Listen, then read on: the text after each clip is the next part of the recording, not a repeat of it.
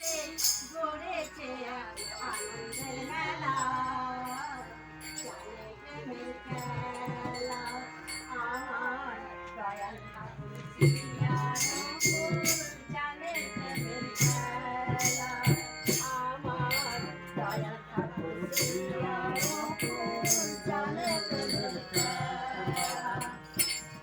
তার প্রেমের বাঁশি মধুর হাসি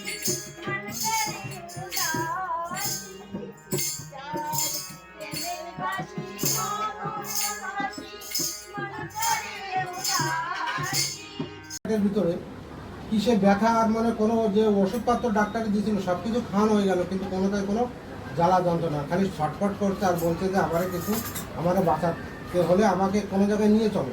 কিন্তু তার বাড়িতে তার স্ত্রী ওই রাত্রেবেলায় কী করে তাকে নিয়ে যাবে, কিন্তু সে কোনো সুবিধা না পেয়ে তার মাথায় আসলো যে ঋত্বিক দাদা যে ওই দীক্ষা দিয়েছিল, সেই দীক্ষার সময় যে কথাগুলো বলে গেছিলো সে কথাগুলো তার মনে নেই, কেন করে না কিছু।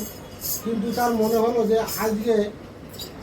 আজকে এই দুর্দিনে যদি একমাত্র কেউ সাথ দিতে পারে তা হয়তো আমার গুরুই আমাকে সাথ দিতে পারে।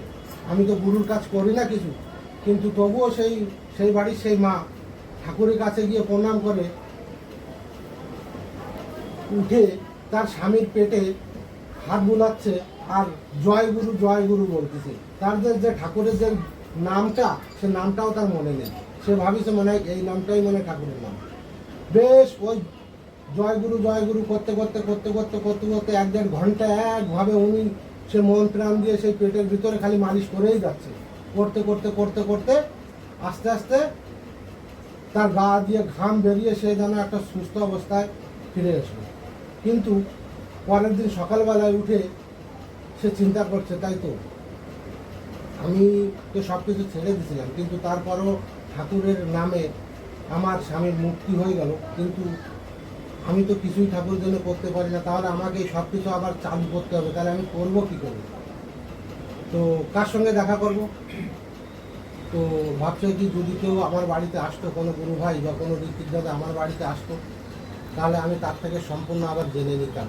কিন্তু এই যে আমাদের এই যে ডিপি বক্স, এই ডিপি বক্সে ওরকম বেরিয়েছে তারা আস্তে আস্তে তার বাড়িতে গিয়ে হাজির। তার পরের দিন যে যখন তাদের দেখতে পেল, তো